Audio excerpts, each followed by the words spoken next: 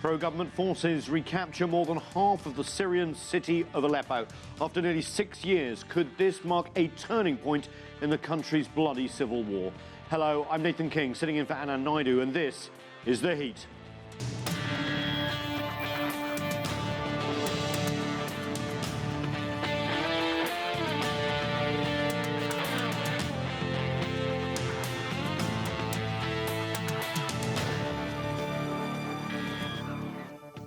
It was once Syria's largest city and the country's industrial and financial centre. Now, pro-government forces have pushed deep into the besieged city of Aleppo, taking back territory held by rebel forces since 2012. The Syrian army has reportedly ordered remaining opposition forces to leave or face, quote, inevitable death. The near collapse of the opposition comes amid a report of infighting, with one rebel group attacking another, seizing its ammunition, fuel and food. Backed by the Russian military support and humanitarian assistance from China, President Bashar al-Assad's forces are slowly retaking control, leaving some to wonder whether Russia and China have emerged as effective counterweights to US influence in the region. We'll put that question to our panel and more. But first, we begin with CCTV's Alaa Ebrahim in Aleppo. And Alaa, what's the latest on the ground there? We are visiting one of the makeshift shelter centers that the Syrian government has established in Aleppo to accommodate thousands of civilians fleeing rebel-held districts of the city. The situation here can be easily described as tragic. This is an old factory that was turned into a shelter center, and as you can imagine, the services are very basic. And despite this, many of the people here say that they are ecstatic. Mohamed, a father of 4, told me that he is very happy to be out of eastern Aleppo, describing the situation in the western sector of the city as heaven when compared to the constant violence he witnessed along with his children in eastern Aleppo. More and more people continue to leave eastern Aleppo and come into government areas, and the resources are being more and more stretched. One aid worker told me that towards the beginning of the people coming into the shelter centers, they could afford to give 6 blankets to each individual. Now they can only give 4 blankets, and it is freezing here in this part of Aleppo in this time of the year. Syrian government officials told us that there are over 30,000 civilians who have already crossed from rebel-held districts of Aleppo into the government-controlled parts of the city in the past 10 days since the Syrian army started making gains and taking more districts out of the control of the rebels, though these districts have been under the control of the rebels since July 2012, when rebels first moved in on Aleppo and took over half of the city.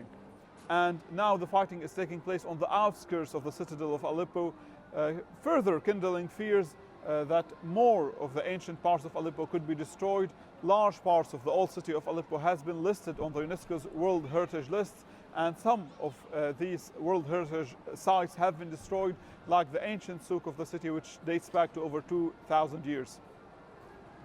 All of this is happening at a time when the Syrian army is progressing and continuing with its military operation and gaining more momentum as it advances on the remaining rebel districts.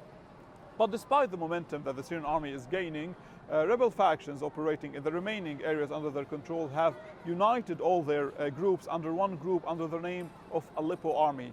The new faction is expected to gather as many as 7,000 fighters, including fighters from Al-Qaeda's Syrian affiliate known as Jabhat al-Nusra. Rebel commanders have vowed to continue fighting and not to surrender the remaining parts of Aleppo to the hands of government forces. Back to you, Nathan. Thanks, Alaa. That's CCTV's Alaa Ebrahim reporting from Aleppo.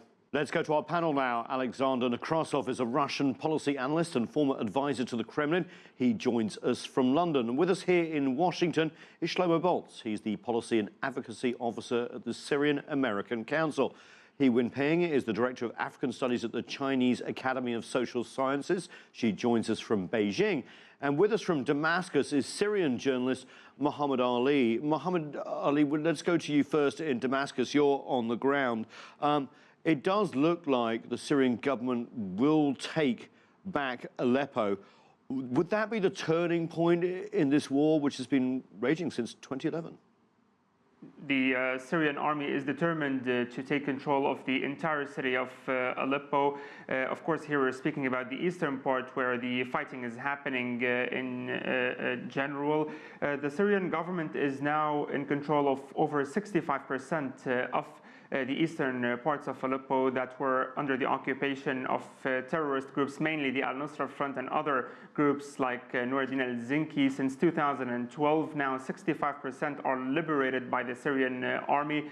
There are about less than 20 square kilometers of eastern Aleppo under the control of the armed groups. Now, Foreign Minister Walid al-Muallim in his latest press conference made it clear that the Syrian army and the Syrian government made the decision and are determined to secure the city from foreign-backed militants. And this is what is actually happening.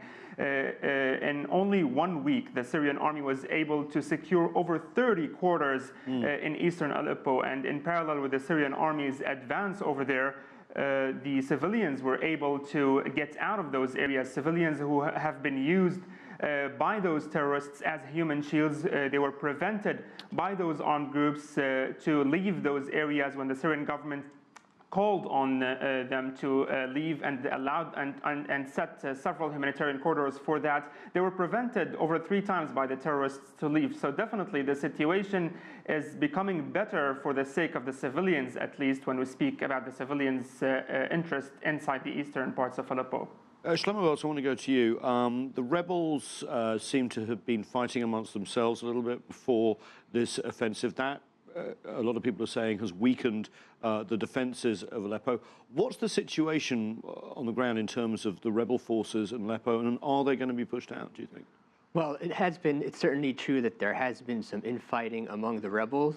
However, far more important than that factor, my friend from Syria mentioned foreign fighters, but in fact the main foreign fighters who are involved in the battle for Aleppo is the Harakat al-Nujaba militia.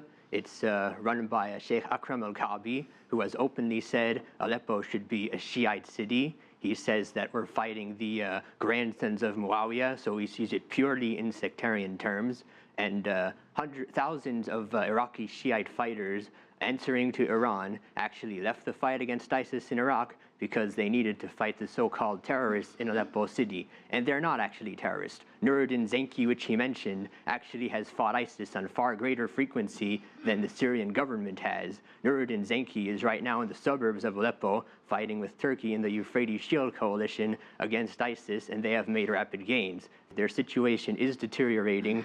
That's because of heavy Russian involvement and heavy Iranian involvement, the fierce bombardments of Russia, especially with bunker busters, which they introduced after reinstating the siege in September. They have had an impact. It's possible that the city will fall, but if so, it's not going to improve the situation for civilians. So let's break this down. You're saying on the pro-Assad side, of course, we have Iraqi Shiite fighters, Lebanese, Iranians as well, but also the Russians. Alexander Nekrassov in London. If Aleppo falls to the Damascus government, this is a big victory for Russia, but also a loss for the United States, correct? Well, to be honest, I don't understand why we are talking about the fall of Aleppo as if that would end the civil war in Syria. That would be obviously a tactical victory for Assad and his supporters. But why would we conclude that that would be sort of the beginning of the end of the conflict in Syria? Don't forget, the reason why eastern Aleppo withstood such fierce attacks was because it was getting arms. It was continued to get supplies and arms from outside. There was no way the rebels would have been able to withstand the attack of the Syrian government forces. So let's keep this in mind. Secondly, I find it quite distasteful that the Western media is now trying to portray and basically cover up the facts that are surfacing daily now. Now that we have the civilians from eastern Aleppo escaping to the government-controlled area, they are sharing their stories of what was really going on in eastern Aleppo and how they were kept hostage by the so-called rebels in there, and how they were used and are still being used as human shields.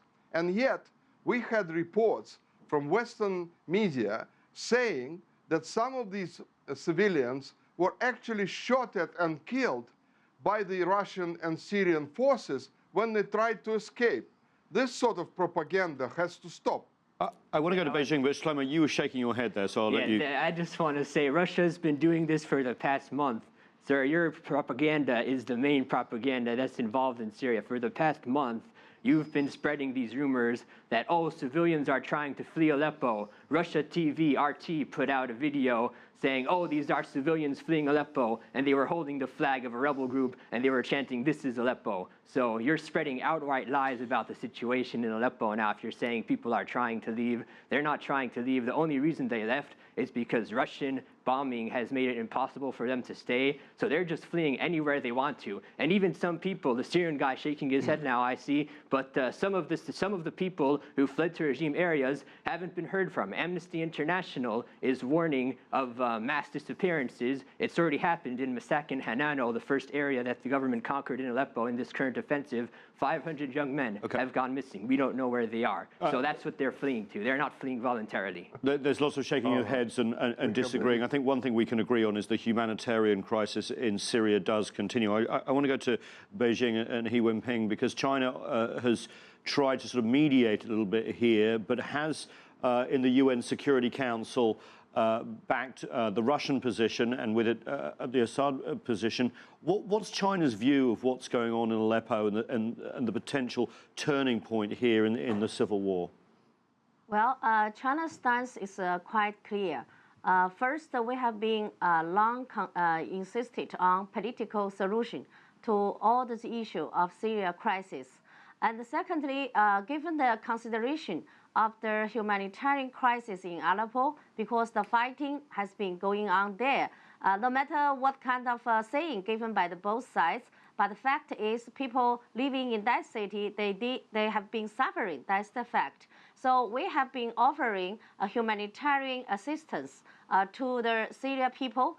They have been suffering from this civil crisis for such a long time, 6 years already. So that's the basic policy China has been doing. So to my understanding, I think Aleppo war, of course, that should be a turning point for this 6-year-long Syria war. We see because the Aleppo city is such a strategic city, not only for its communication importance, because it's bordered with Turkey, and it has been served as very important, even the only one access for those forces, anti-government forces of Syria, and based that city to get all those aid and equipment from the outside of the territory. So if that city has been taken over by the Syria government, of course, that will shows not symbolically, but also practically means now the Syria government has gaining the upper hand. Mohamed Ali, gaining the upper hand, do you think that's come from Russia's involvement since September 2015? Well, definitely Russia's involvement in the war on terrorism assisted the Syrian army and gave it the upper hand against terrorist groups, not only in Aleppo, but also in areas like Hama, Deir el-Zor, and many other areas like Latakia countryside. However, now the main topic is Aleppo for sure. I would just like to comment on what one of your guests said about that the civilians did not want to get out of Aleppo. This is not true. I don't know if your guest was watching TV when those civilians got out of Aleppo. They were saying while they were getting out, those families, those terrorists inside starved us to death.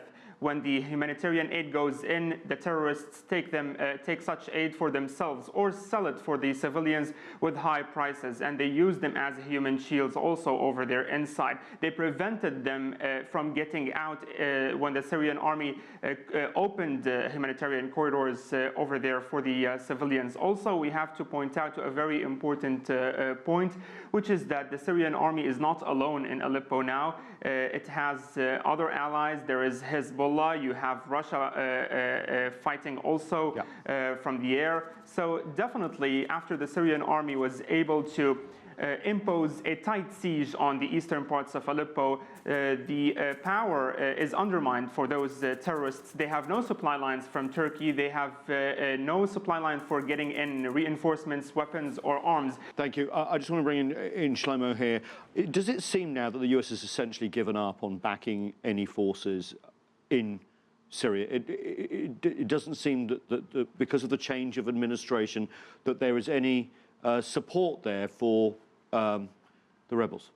I don't think the U.S., even under the current administration, has been backing rebels in a real substantial way for a long time, especially in northern Syria. This was well documented in 2014, where there were very large anti-ISIS groups before even Nusra was a major player. Syrian Revolutionaries Front was the main group in Idlib, and Harakat Hazm was very powerful in the Aleppo suburbs, and they reported receiving only a couple dozen bullets a month. You can't fight with that. They reported they had tanks they couldn't even drive because the U.S. wouldn't give them the oil. And of course, you remember the train and equip program where they sent in under 40, 60 fighters or something like that without sufficient weapons and without any air cover whatsoever. So yes, Nusra has some bad tendencies. They like to pick off the more moderate groups when they can, and we're seeing some of that now even. But the basic problem, the reason why you have such a strong presence for extremist groups is the U.S. never really supported the moderate rebels as they should have. And that actually could change with the next administration. It could not, or maybe it will. It's not easy to say. I'm glad you said that, because that's what I want to get to after the break. But we do have to take a break. More of our conversation when we return. Stay with us. You're watching The Heat.